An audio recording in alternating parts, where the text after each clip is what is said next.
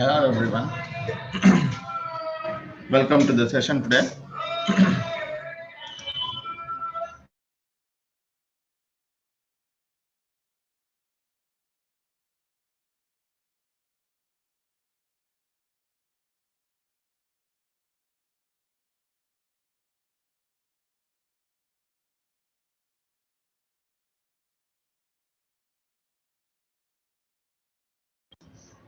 Yes. Hello everyone. Good morning. Welcome to the session today. Hope you guys are doing good. So let me just recapitulate what we have discussed in the Google Cloud Storage, and we will see the next topic. Okay. So if you remember, if you can see my screen, I have shared my screen, guys. Hope you guys all can see my screen clearly. Okay. So we now know that what is a Google Cloud Storage. Google Cloud Storage is one of the data lake available in the GCP. And what we can do here, sir, what is this actually? It is an elastic object storage service. Elastic means it is the elastic name suggests that it is a scalability. Okay. So any amount of data you can store, that is what is meant by elastic. A service for storing your objects in the Google Cloud. Object is an immutable piece of data consisting of any file of any format. Okay. What is meant by object, sir? Object is nothing but an immutable piece of data consisting of any file of any format that you can store it here in the Google Cloud Storage. And you store these objects.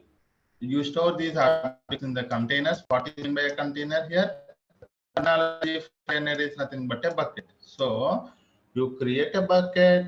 Inside that you keep your objects. Objects are nothing but a piece of data of any file of any format. Okay. And one more thing we have also seen. It's all worldwide storage and retrieval, guys. Okay. So of any data at any time. Okay. And these are the use case scenarios that the Google Cloud Storage is usually used in the companies. So serving website content, for example, if there is a website content is there, it is going to be stored in the Google Cloud Storage, and storing the data for archival and disaster recovery, distributed data, large data objects used in via direct download. For example, usually Google Cloud Storage, for example, nowadays you might have seen Netflix and all of those things, right? Most of the movies are usually stored in the data lakes only, but Netflix is actually using the Amazon S3 buckets. Yes, Amazon S3 bucket is very similar to the GCS case. So if you wanted to see a similar service, for example, GCP, we have a GCS, Google Cloud Storage as a data lake.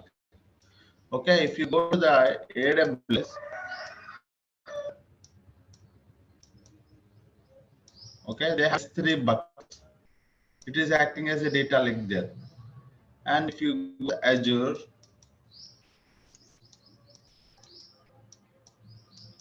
they call it as a blob storage. Blobs. What is mean by blobs? A blob is nothing but again the terminology itself. It is like that, sir. Okay. Here in the GCP we call it as a object.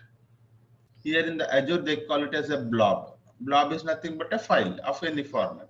S3 they usually call it as a files only.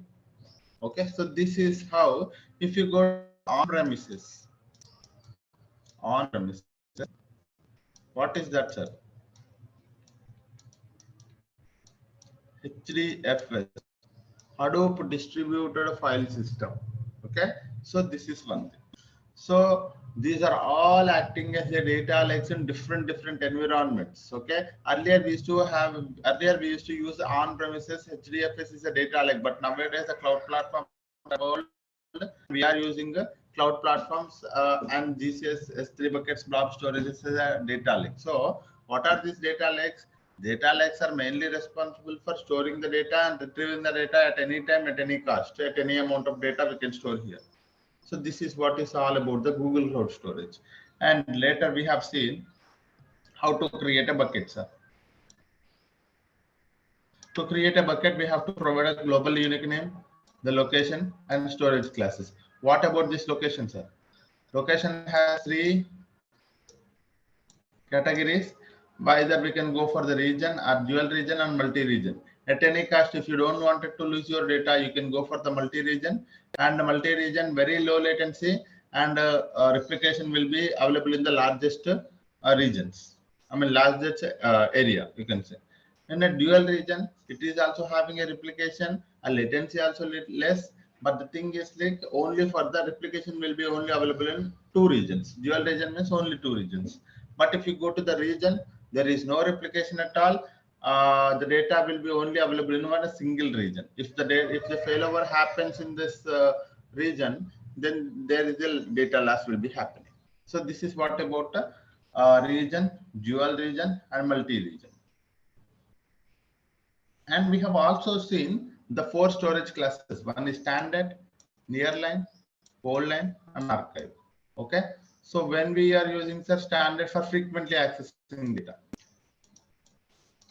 and nearline for access once in a month, a cold line once in a quarter, and the archive once in a year. What is the advantage of using the storage classes? In terms of a pricing, you can see here, if you don't select a proper storage class, you are misusing the storage classes. So we select a proper storage class. Standard is for frequently accessed data, so that you can able to, even though the storage cost is higher, but the transaction cost is less.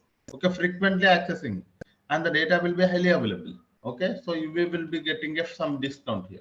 Like that for the archive, for accessing the data once in a quarter, the transaction cost is very high, but the storage cost is very less. Again, you get an advantage of storage cost here. So that is how we have to select a proper storage class. Okay, and the storage class is an editable option. Even though once you have created a bucket, you can even change it later as well. So that is also we have seen. Okay, so when we talk about all the features of the Google Cloud Storage, we have all of these things, guys. Regional buckets, object to change notification. If you wanted to go like, we can have a ACLS, object versioning is there, online import, offline import, object lifecycle management. So these are all the features of a GCS. Once you create a bucket, this is a metadata of the bucket, guys. We have seen this already. Okay, once you create an object, this is a metadata of an object. So when you upload this example, here you see a size, you see a type, you create a time, you see a storage class, and all of these things. Okay, so you can also edit the metadata, edit the permissions if you wanted to do. Okay, and you can see here objects. Object is an individual piece of data in the form of a file. No limit on the number of objects that you create in a bucket. Okay, this is some question yesterday some people have asked me, right? So there is no limit on number of objects that you can create in a bucket. Objects have no hierarchical relationship. One object to the another object, there is no hierarchical relationships, sir. Okay, and objects can have a different versions as well with the help of the object versioning. Every object has associated storage class, right? This will be inherited from the bucket. So for example, you create that bucket is having a standard storage class. You keep a file, that file also be having the same storage class. So this is how it is. Versioning needs to be enabled to maintain the old versions. Okay. Yep. And this is a object metadata. There are fixed keys, there are custom keys. What does that mean, sir? You see here, storage class, content type. These are something are like fixed data, and you cannot be edited. And there is some information which can be edited. And object lifecycle management. What? Yesterday I have told you, object lifecycle management is something like you can create some kind of a rule, such as like, for example, so far you are using a bucket for the standard, but after 30 days you wanted to be make it as a nearline, so that you will get some benefit of the cost. So for that reason, you can create a rule automatically. Backend it will be happening once the 30 days is happening. That particular bucket will be converted from the standard to the nearline or cold line, whatever it is. So such kind of actions, if you have, you can go for the object lifecycle management, guys. Okay. And if you wanted to delete a bucket after some days, you can also do that. Such kind of a rules also you can able to do it. Okay, you can see here, you delete an object 30 days or something like that, after 40 days, after 60 days. So such kind of a, this is your action, but when it is the condition, based on the condition, it will be, the action will be done. Okay, this is one thing. And working with the Google Cloud Storage, as I told you, most of the times console as well as this is our GSP. This is a serializer, one line tool, nothing but a shell.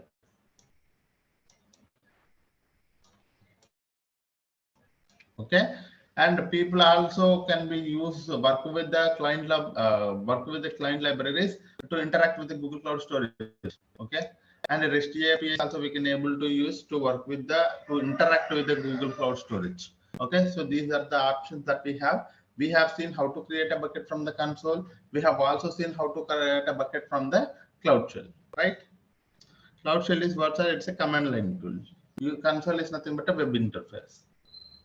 Okay, so these are the common commands, simple commands that I have given. So for the bucket, if you wanted, these are the bucket commands, sir.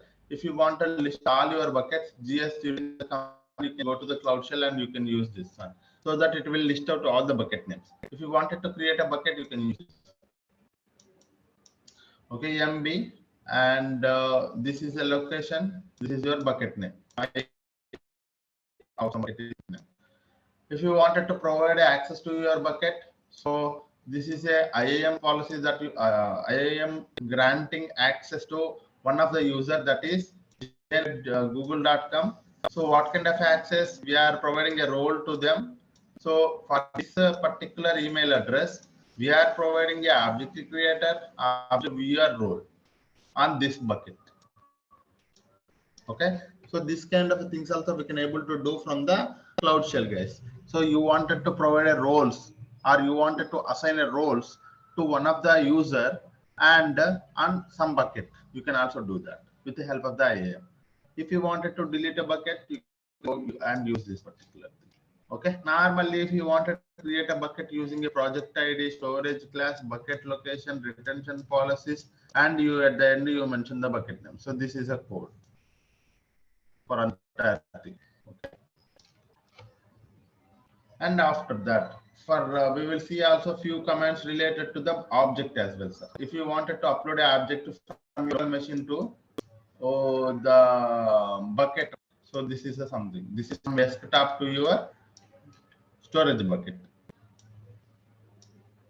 You can also download objects from your bucket, from bucket to your desktop, and a list of the all contents in the bucket. You can also use gsutil and the particular bucket name, so that it will provide all the list of the files inside that bucket.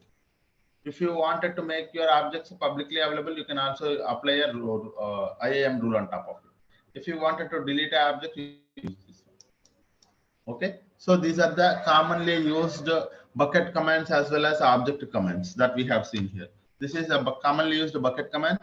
These are the commonly used object commands, guys. Okay, so these are the general guidelines, sir. General guidelines.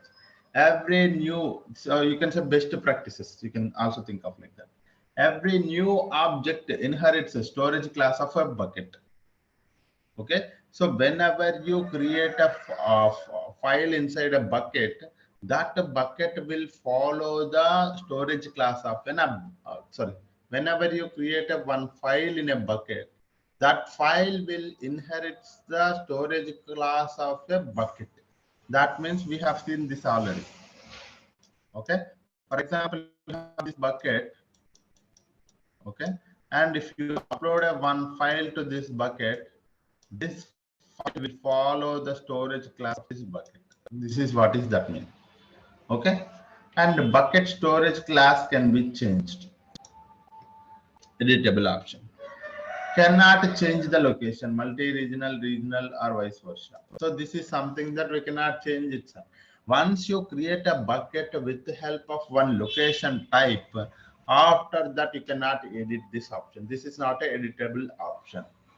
Okay, when a storage class of a bucket is changed, the existing objects keep their storage class. This is one important point, sir. Okay, so you have this bucket. So far you are using this bucket as standard. Inside that you have file 1. Okay, this file 1 be standard only. Okay, but tomorrow you change this option, bucket option, from storage to the nearline. This will not change, but from tomorrow if you upload one more file to, that will be having a nearline. So this is how it is. When a storage class of a bucket is changed, the existing objects keep their storage class. Existing object file 1 is your existing object here, sir. That will keep their storage class, existing storage class. But a new files from now on will have a new storage class. So that is how the answer of that question. Okay. So this is a question in one of the yes interviews, not interview, yes exam, associate cloud engineer exam. They have asked this question.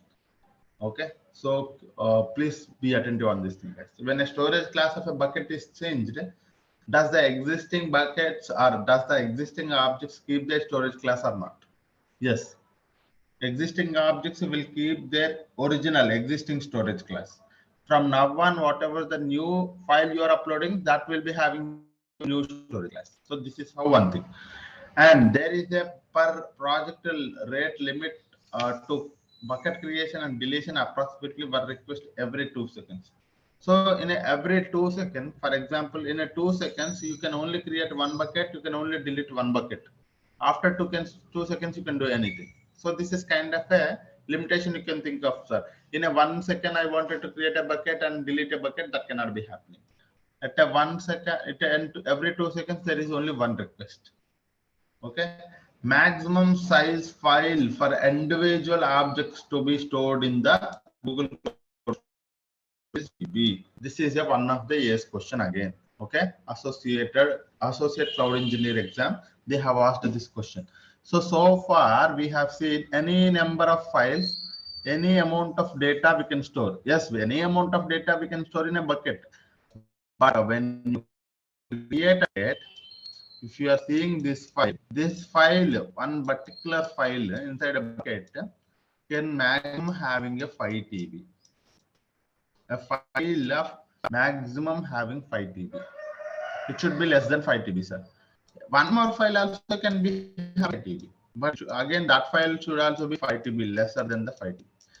Any number of files you can store here of less than 5 TB, sir. This is one limitation that we have in the Google Cloud Storage buckets. A file cannot be more than 5 TB storage. Okay. Any number of files you can store here, but a file, if I talk about, yeah. What about bucket sizes? Bucket sizes, there is no restriction. Yeah. Only the file is having a restriction, that is 5 TB, less than 5 TB. Okay.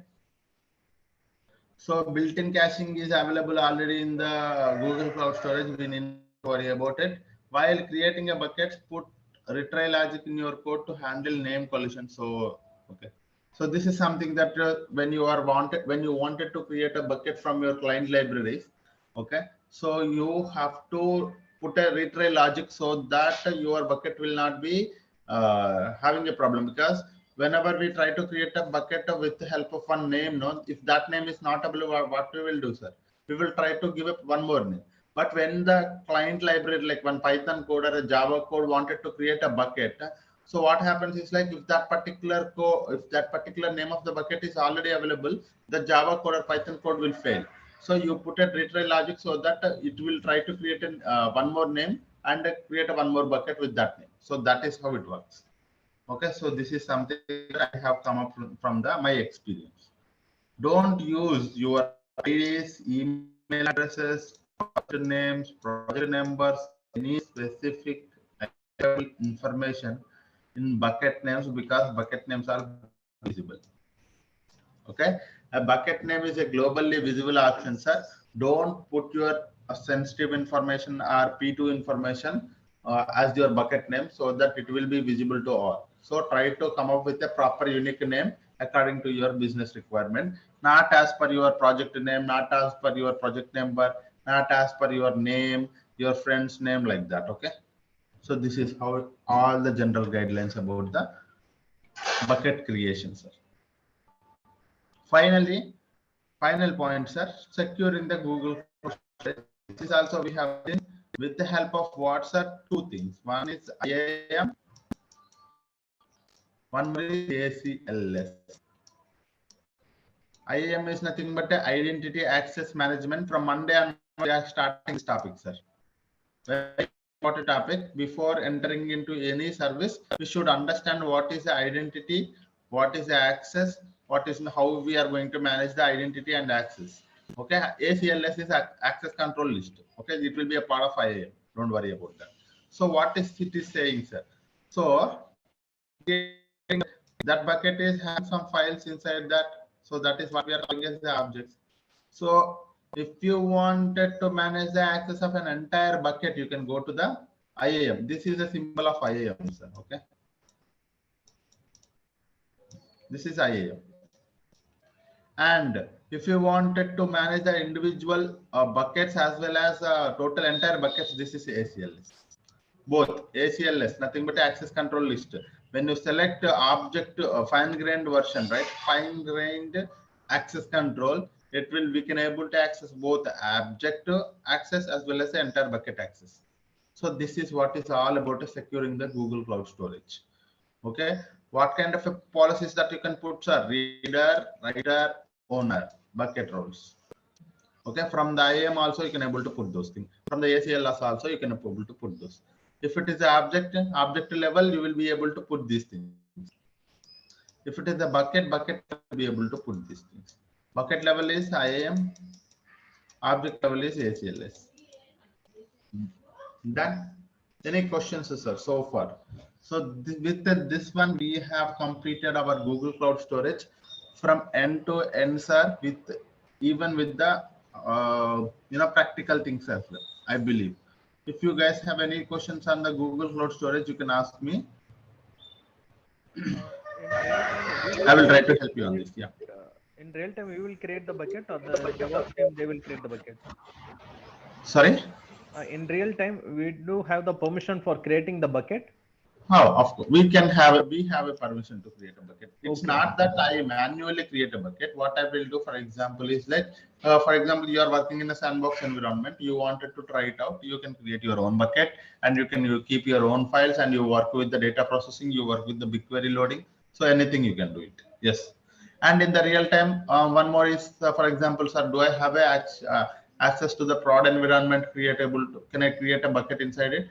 If you wanted to do that manually, we never do that, but we will try to create a bucket with help of the Terraform or something. So that Terraform is storing some kind of a files inside that. So that is how one more thing. But usually if it is a sandbox environment or it is your pilot project where you wanted to try it out, yes, you can able to create. In the companies, they are allowing you to create a bucket. Yes, we can do that. It's not that DevOps team will take care of it. DevOps team does not need it. It's a very simple thing. Okay.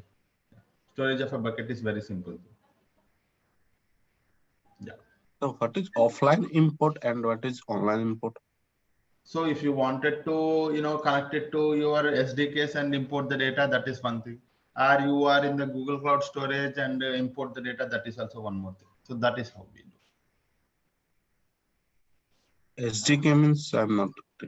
SDK is nothing but a software development kits. Are usually, so some people wanted to load the data to the Google Cloud Storage from their local machine, and the data is very huge but the Cloud Shell is having only the 5 GB persistent disk, right? Disk storage is 5 GB only in the Cloud Shell. If I wanted to store a 10 GB of file inside my Cloud storage, in that way, Cloud Shell is not useful for me. In that case, what I will do, I will download a Cloud SDK. I can upload that. So that is one way of doing it. That is what we call online and offline. And one more thing is like there are transfer appliances. This is one more important thing. What is transfer appliances? We will see in our upcoming classes, but I wanted to give you understanding. So for example, sir, you have a lot here that is think that some 10 GB. Okay, you wanted to move 10 GB to your GCS, Google Cloud Storage. Okay, you use in the in the Google Cloud Storage, we have a transfer appliances and we have a transfer services. Okay, What this will do is automatically you will connect it to this, so you connect it to your destination as your GCS. This will take care of transferring the data from this local machine to your GCS bucket. So this is also we have. So this is what we are calling as the online offline inputs. Any amount of data we can store, we can upload it. If it is a simple file, we manually do it. If it is a large file, we can provide it to the transfer services. Any other questions, guys? Okay, there is no limit for data to transfer. There's no limit. We can store any amount of data. Yes. So this is how, because we are came to a situation, or we are in a technology right now where almost all the limitations we have removed. For example, when we were working in a 10 years before, 15 years before, when I started my career, what happened is like we used to have on-premises things. For example, if I wanted to maintain cluster, if I wanted to store the data, what I have to do is like I have to a company has to maintain its own data center. A company has to manage all its storage equipment, all of those things, right? So if they wanted to store an extra data, they have to go and buy an extra equipment for the storage. Right. Now that is something, managing that data is not easy again. So for example, even though I plugged in everything and all the connections are good, but if I wanted to retrieve the data, it takes a lot of time for me. Okay. And loading the data from one storage device to one more storage device also, it was taking a lot of time at that time. Now from that situation we came to a situation that with even very less time, we can able to even store some petabytes of the data in the Google Cloud storage as well. So that's how we are in a situation. Okay. So there is no point of talking about that's where, because why we are using the cloud is because scalability. Okay, any amount of data I wanted to store, because I don't want to worry about storage. I don't want to worry about my networking. I don't want to worry about my CPU, RAM, all of these things. All these things are scalable, sir. When I say scalable, today you use some amount of storage today, tomorrow you wanted to use almost 10 types of today's. Okay, in that case also it is fine. You can store it, you can use it. Even the RAM also. Today you have selected some some 4 GB of RAM, but tomorrow you need it like 20 GB of RAM or 40 GB of RAM. So that is also available. Power, machine power is also available. So that is where we are now. That's the main reason that we are using a Google Cloud platforms. Yeah. Any other questions, guys? Do you have any script? Through script also we can create a bucket? Yes, like through Python script also we can create a bucket. So what we will do, while we were talking about this one, sir, data proc, or while we were talking about data flow, cloud composer, anyway, at that time we are using a Python. Okay, so in the we will see how we are creating a bucket from the Python and how we are storing the data, so that we will see from there. Okay. Okay. Yeah. So I want us to understand now. We now know what is a Google Cloud Storage, and we got some idea about, okay, this is what we talked about, a data lake and all, right? So let me tell you how to create an account today. We have time. Of course, yeah, one offline file can be stored in different buckets. Yes, we can store it. So you have a one file you wanted to store in a multiple buckets, that can be stored. And also I will tell you guys, this is not the thing. Okay, I just want you to understand that in the companies how they are using, I will tell you. Okay, so this is a requirement. For example, this is your bucket one, sir. Okay. You can think of this bucket one is your transactional bucket. Okay, and this is your archival bucket. We will be having a use cases or scenarios like that. We will be actually doing automating these kind of things. Think that this is okay. Sorry, this is bucket 2. Okay, in this bucket, so usually, sir, I am going. What I will have to do is like I have to send this data from the bucket to the BigQuery, a data warehouse. You can think of data warehouse. And with before doing that, I wanted to do some data processing. I am using some data flow. So what I am doing, sir, I'm doing this activity, I'm doing this activity. Okay. Once this entire activity, for example, from sales.csv. So this is a scenario, sir. There is CSV file, sales.csv file. I got a data from the business. Okay. There is a business is happening behind the scene. And from that business, I got a data and I am using a data flow for transformation and loading the data to the data warehouse. So once the data is there in the data warehouse in the form of a table, I don't need this file, right? I don't need this file to be here because once the processing is done, I wanted to move that file to automatically move that file from bucket 1 to bucket 2 because this is an operational bucket. This is a history bucket. All the tracking of the files will be stored here. So you will be able to move this file from bucket 1 to bucket automatically. So such kind of a scenarios we will see in our upcoming classes, how we are managing this kind of activities. Okay, it's not that I wanted to manually do it, sir. Once this pipeline is done, once the data is available in the data warehouse, I wanted it to be moved to the bucket 2. This is something that I am not available because think that we are not available all the time, right? So once the pipeline runs successfully, the file has to be moved from bucket 1 to bucket 2. So this kind of scenarios are very important in the companies. And one more thing is like, so as soon as one file is created, so there is also one more requirement. As soon as the file is created in this bucket, I wanted to load that file into one more bucket as well, because I provide access to this bucket to many people. Okay, I provide access to many people.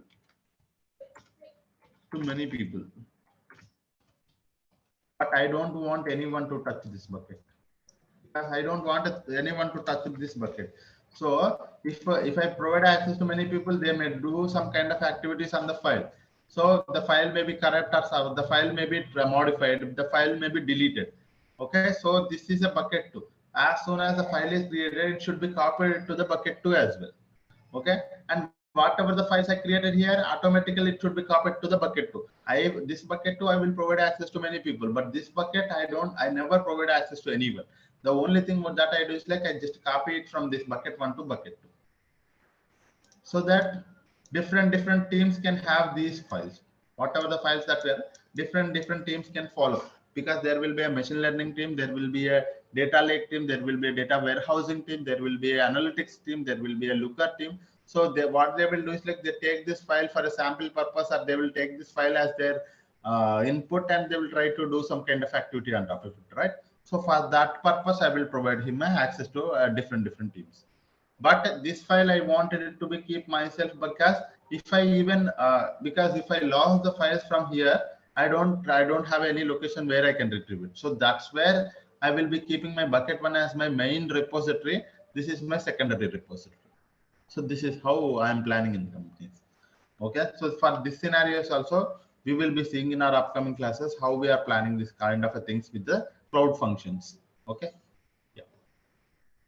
So let me try to create them. Let me try to tell you how to create an account, sir, in the GCP.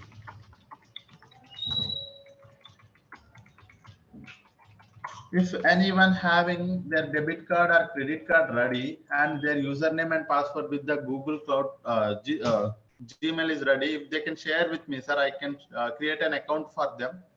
Okay, so it would be easy for others in the process as well. So if anyone having such thing, if they wanted to create a bucket, sorry, if they wanted to create a Google account, so let us try to do it. Anyone want to tell you the process, or if anyone have their credentials ready, they can share it with me, sir. I will tell you how to create a Google Cloud account now. Okay. Anyone want me to try it? I have one more doubt. We are using Terraform, right? We'll be using any Jenkins for creating pipeline, or it's a different? No, it's we are not actually using the Terraform. Actually, in our classes, we are not actually worried about what is that, because it's not a DevOps class. It's a data engineering. But I'll tell you. So people using Terraform for infrastructure building. There will be a control manager tools are also there. Okay, for managing the infrastructure. After the creation of infrastructure, they wanted to manage the activities, right? There will be a CMT tools, and there will be Ansible, and all of those things are also there. But the mainly the thing is like nowadays the Terraform is very famous for infrastructure building, and it is very easy not to worry about, because there is also people use ARM templates also, template methods also they will use for infrastructure building. But mainly Terraform is becomes very famous, and it is very easy to use, because there is only 5 to 6 concepts. The only thing is like how we can create a resource. That is the main important thing. Resource creation is the something that we can directly learn from the Google also. I'll go to the Terraform public website, and I'll just copy the code of a resource, and I'll just make use of that code according to my business requirement. So that's all. But mainly Terraform, Ansible, different tools are also there. But we are not learning in our course. This course is only for data engineers. Yeah. Yeah. Sir, with the help of Gmail, can we create a free account? Yes, we can. With the help of a Gmail, we can create an account. Please, anyone, if you guys wanted to create an account on behalf of you, so I will try to create an account. Just to provide your username and password from the Gmail and your credentials, like debit card. That's it. Okay, I will create an account for you online here. Other people also can able to see the process, because I have created my account, so that's the reason. I will give 2 minutes if anyone wanted to try it out. Yeah. So okay. A password also, can you keep it?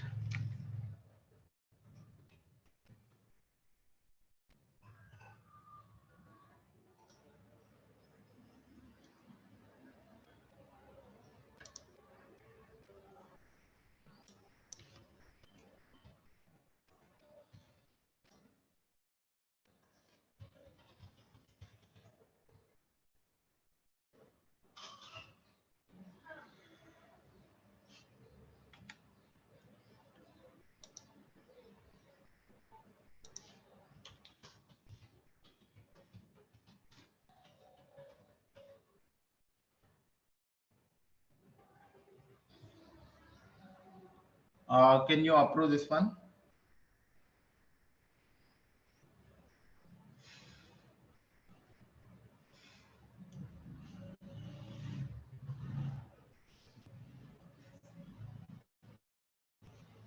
So this is how first we enter the Gmail username as well as password, sir.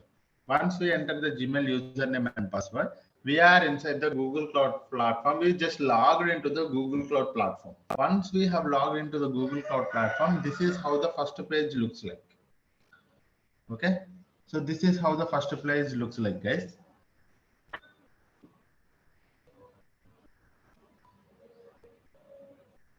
Okay. Once this first page is looking like this, you select this is your Gmail account, and you select your country properly, and you click on terms of service, agree to the terms of service, and click on continue. Okay. Once you have clicked on continue, so this is the place where you wanted to activate. You see here at the top, you will be able to see. So this is something that you have to understand. Once you have entered into the Google Cloud, you have to activate your free trial status. Okay, for that one, there are, even though if you don't see this option, you will be able to see this reward option. You can click on it. Or even though if you don't see that option also, you will be able to see try for free. Okay, you can click on this activate button. You can click on this try free for try for free, any option. Click on this thing. Once you clicked on this thing, you will be going to the next page where you have to enter your details. Okay. There are 2 steps. I will tell you one by one. There are actually 2 steps here, guys. Okay. So you enter your country and what is your main need of creating this account. Main need of creating this account. This account, I am creating it for startup idea. I'll click on terms and service. I agree to the terms and service and click on continue. What I have done, sir, I have selected a proper country, and I have selected my business idea and startup idea as my need, and I will click on continue.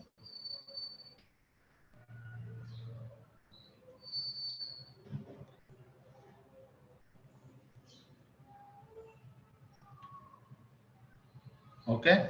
Now, once in the second step, this is our final step, sir. What we have to do is like we just have to enter our the card details and we have to enter the tax information. For the tax information, click on the tax information, tax status, click on unregistered individual. That's it. Okay. Click on this one. For the card details, we have to provide the card details, sir. Can you share me?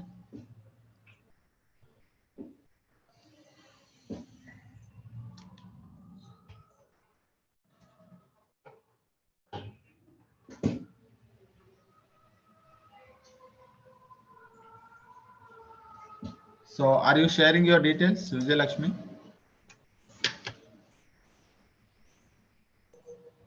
You do not have it ready? Yeah. So I got it. So here it is, guys. So Screen isn't recording. I will blank it. Okay. I will just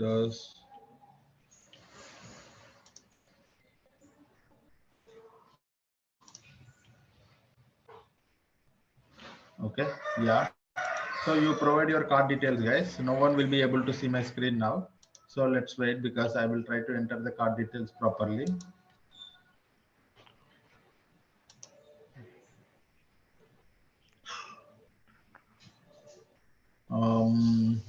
The card number is invalid. Vijay Lakshmi, can you share your proper details? Can you check it once? One number is missing, I believe.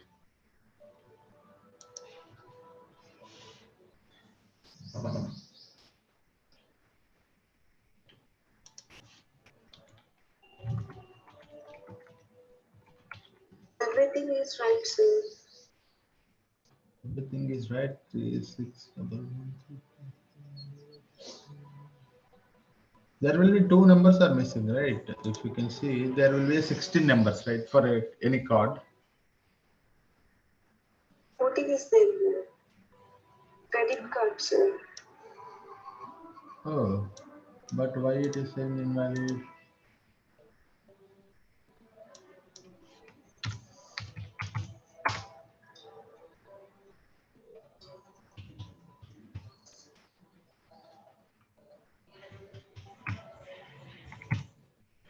Oh, this is not working.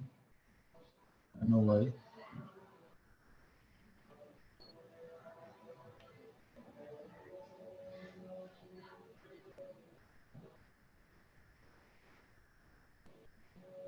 No, it's not working.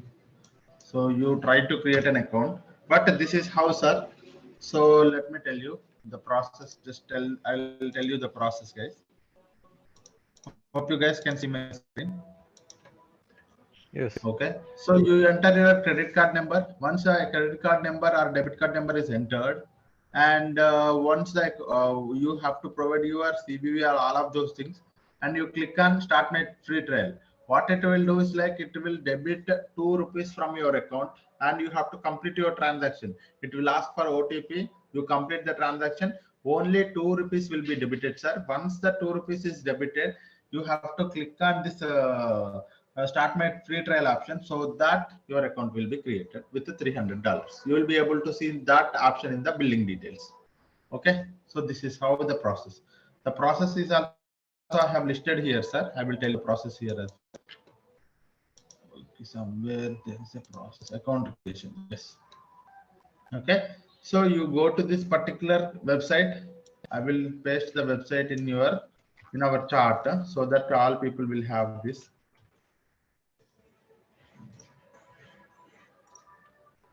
Okay, I have pasted the website in the chart, guys. Okay, and some people, sorry. Okay, so you go to that particular website, you provide your Google username and password. Okay, once you login is successful, your account is created. So welcome to the console. Choose your country and agree and continue. Okay, so at the top you will be able to see this option. Click on activate. So you have to enter two things. One is your country name. One is your business idea. You enter, and after that continue. You enter your payment details. You add your payment details. Click and start your free trial. That's it, guys. Okay, once you have entered your payment details, there will be a page opens for your transaction of that payment. That transaction debits only 2 rupees, guys. Once that transaction is successful, your account with the free trial status is created. So that is what is a very simple thing, guys. Only 2 steps. First step is very simple.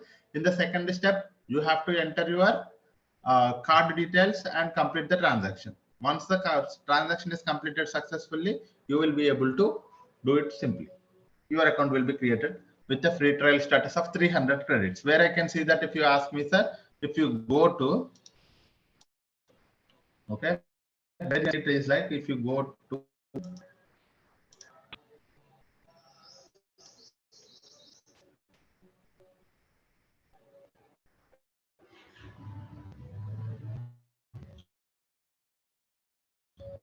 so that I will be able to show you how it be.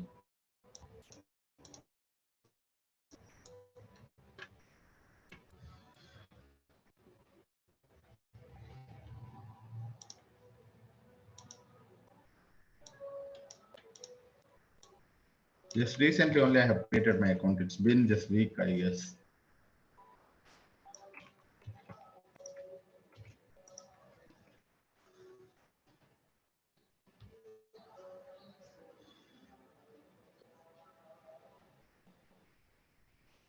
So once your account is created, guys, if you what you can do is like you can just directly go to the billing, click on the billing on the left navigation.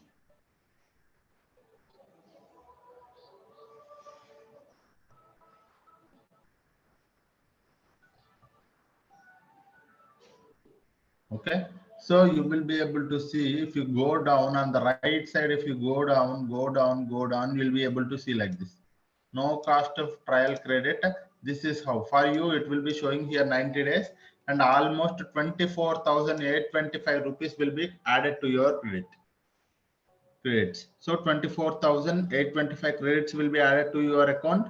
For next 90 days, you can use these credits for working with the Google Cloud platform. Okay, so this is the process, guys.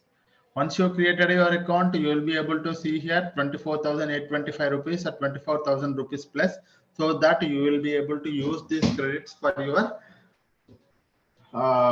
experimentation purpose in the GCP. Whatever the activity that you wanted to do, whatever the tool you wanted to learn, practice, whatever the thing, you can do it here with these credits. This is a lot more credits, guys.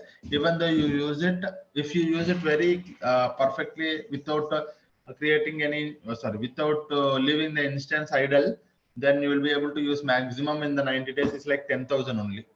Other 14,000, other 10,000 will be wasted. Okay, try to use it for maximum, practice more in this 90 days and you will be able to get a lot of knowledge from it. Yeah, so this is how you can create an account, guys.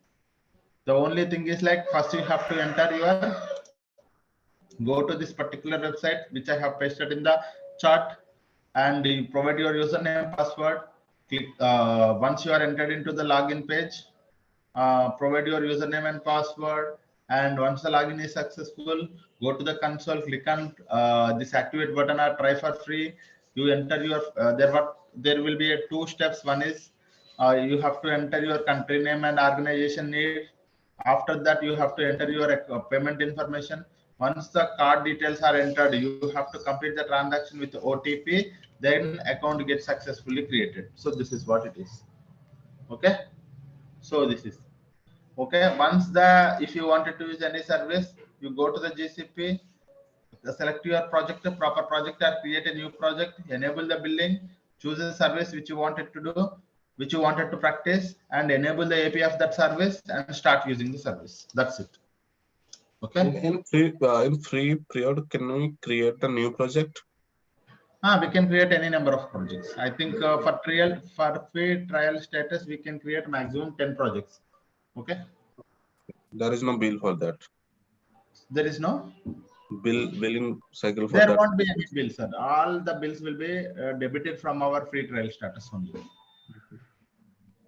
All that, whatever the thing that you are doing, all will be debited from your free trial status. For creating a new project, there won't be any bill. If you use any resources, that's where the cost will be tracked. Yeah. Any questions? Anyone tried to create an account now? Already created. Okay, that's great, guys. If anyone has not created, try to create it, guys, so that you from tomorrow or Monday onwards, we can able to further go into the more deeper, so that we'll be able to look at each practice. So come up with your account and try to practice this, how to create a bucket from the console as well as Cloud Shell, and try more questions as well on the Cloud Shell, guys. In the Cloud Shell, you can look at how to create a folder and how to move a folder from one bucket to one more bucket, how to move a file from one file to one bucket to one more bucket. Those kind of activities you do it, so that you will be able to comfortable with the Cloud Shell as well. Okay. Yeah. So what is the tools you use for the migration of data from on-prem storage to GCP bucket? How it's different from data engineer with GCP and big data engineer with GCP?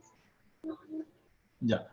So one question at a time. Yeah, I'll tell the answer to that question. Data engineer with the GCP and that one. Yes, someone is asking one more question. A data migration. Can you tell me that?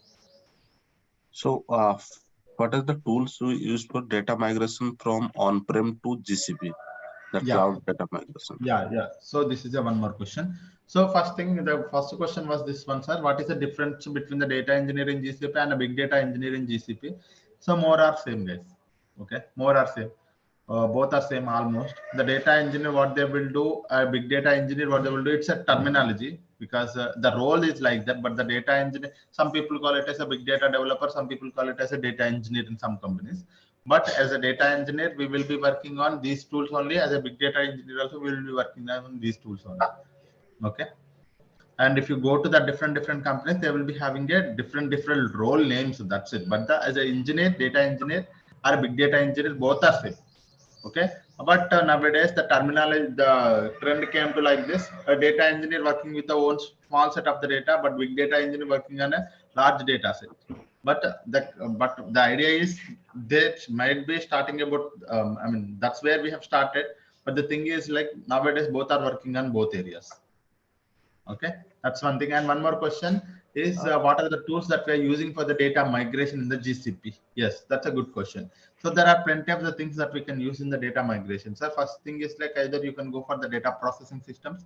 Nowadays people are using the data flow from Oracle to the Cloud SQL, or Oracle to the BigQuery. We can use data flow. Or for the, if you wanted to migrate to the Cloud SQL, for example, I have an on-premises MySQL, sir. I wanted to move it to the on-premise cloud MySQL. In that case, what you can do is, like, you can use DMS service, data migration service. Also, you can use, or you can export, import, export option. Also, you can go for that. So you can directly export your entire database into the some form of a dump file and import it here. That is also you can do it. So there are plenty of other ways. While we were talking about a data migration, so these are the ways we will be looking at. But these are the ways that we can. Yeah. In real time, we will be working on all the tools like that. There are many questions I'm having at a time. Yeah, can you guys actually ask one at a time? Actually, there are different people on this meeting, so that's the reason. So yeah, Chinna is asking one question. Can you ask? Yeah, in real time, we'll be using all the tools at a time, or a particular tool depends No, based on the no. project. There will be a particular tool at a time. Okay, data proc or data flow. Yeah, Like data proc or data flow or data processing system like that. Yeah. okay, but all this BigQuery is mandatory, right? Database also BigQuery. Here we are using any ETL tool for that also. Yeah. So Poonam, you are asking some questions, right? Yeah, can you ask me now? Yeah. Yeah, with ETL tool also we are using like Informatica or Tableau here for. Here we are using. You are asking. Sorry. Okay, I did not understood your question. Your voice is very low. Can you talk a bit louder? Yeah, I'm asking for this data migration or for data engineers, some tools are also required, ETL tools. So what tool ETL tools? Yes, that's a very good question. So we need not to worry about ETL. When I say data Google Cloud project, all the tools are here inside the Google Cloud only. So when I say if I want a ETL tools, we have a ETL tools in the Google Cloud. If you wanted to have a dashboard tools, we have a visualization tools also. If I wanted to have a data warehouse, I have a data warehouse here. So when I say Google Cloud project, it's all the tools we are going to use from the Google Cloud only. But nowadays there is a concept of hybrid cloud also came into the multi-cloud also came into the picture. But when I say it, if I'm working in a Google Cloud project, the ETL tool from the Google Cloud only, and the data warehouse is from the Google Cloud only. So that's all. We know we don't need to go to the SSIS or Informatica. Yeah. Okay. So guys, someone is asking a question, but I can't hear it. It could be a reason that there is some network issue or something. No, something is wrong, guys. I cannot actually hear it. Someone is talking, but I cannot hear it. Can you try unmute yourself and talk now? I have muted yourself. Can you unmute yourself and talk now?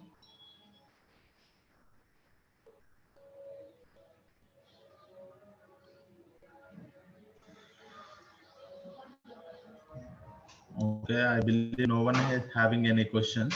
No, don't worry about, sir. I will tell you what is the trend in the company. And with this, we will try to close our session today. So, for example, for the data ingestion, we need not to go anywhere because in the GCP we have a GCP tools are there. Okay. One more is data processing. We need not to go to any other tool in the for the data processing. We have a GCP. Okay. And for data warehousing,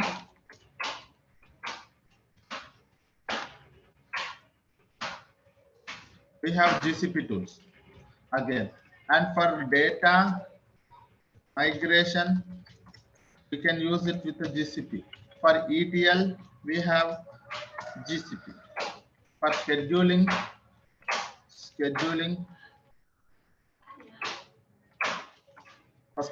also we have a GCP. So we have a plenty of different services in the GCP that we can use it for ingestion purpose, storing purpose, processing purpose, warehousing purpose, migration purpose, ETL and scheduling. So we need not to go to anywhere. Even though, for example, when you are working with the Azure also, the same thing. When you are working in the Azure also, Azure will be having all of these tools. Even the AWS will have all of these things. Even the Google GCP will have all of these things.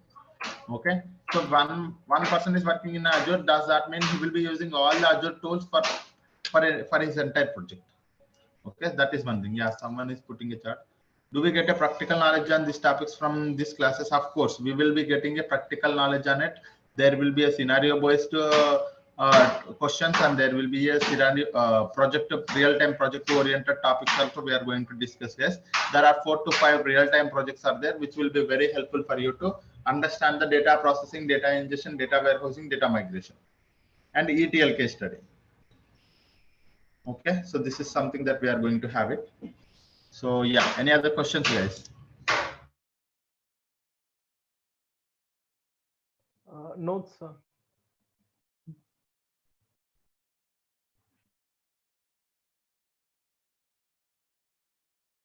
Can I have the Okay, PPT, guys. sir? To this PPT till that.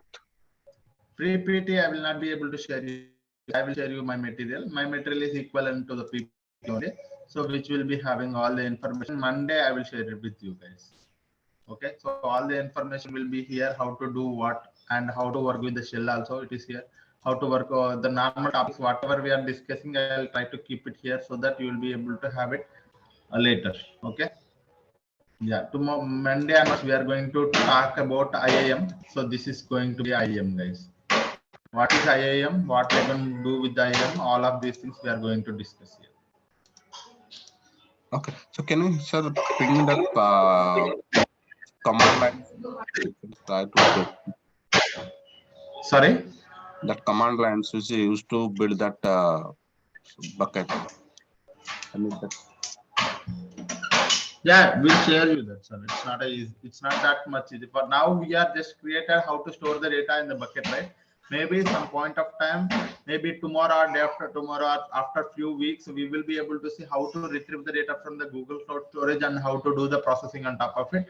That's where the Google Clouds to understand. You are going to appreciate the technology of the Google Cloud Storage. Now it will be easy that okay, it is for only storing and retrieval. That's what you will think about it. But tomorrow you will be able to understand how we are retrieving it, how it will be very useful.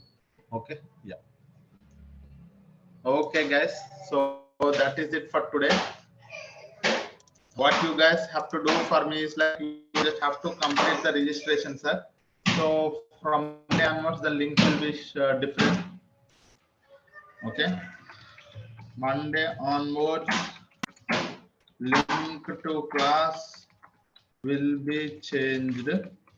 So complete your registration so that you will be able to have a classes in without any interruption. And this is something that I want you to understand.